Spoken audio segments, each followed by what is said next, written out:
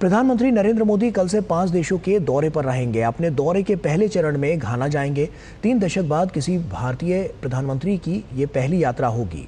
प्रधानमंत्री मोदी के दौरे से द्विपक्षीय संबंधों को एक नई गति मिलेगी। 1957 में उप सहारा क्षेत्र में आज़ादी पाने वाला पहला देश घाना गोल्ड कोस्ट के नाम से जाना जाता था। सोना, कोको और तेल जैसे संसाधनों के बल पर यह देश तरक्की कर रहा है। हमारे संवाददाता तापस भट्टाचार्य की घाना की राजधानी एकरा से देखिए ये खास रिपोर्ट।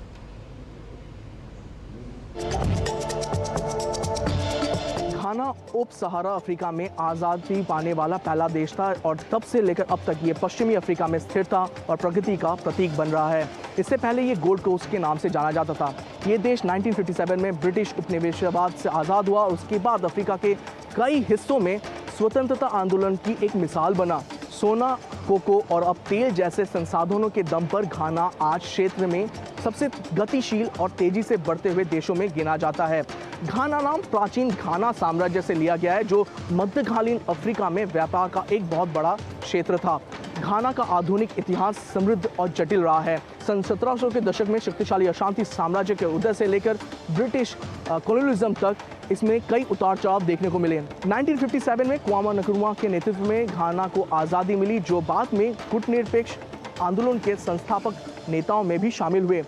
घाना में आज़ादी के बाद कुछ दशकों तक राजनीतिक अस्थिरता रही, लेकिन 1992 में संविधान और बहुदलीय चुनावों के जरिए लोकतंत्र की वापसी हुई। आज घाना एक लोकतांत्रिक, युवा और उभरता हुआ देश है, जहाँ सांस्कृतिक विरासत भी समृद्ध है और इसकी वैश्विक पहचान हर जगह बढ़ रही है।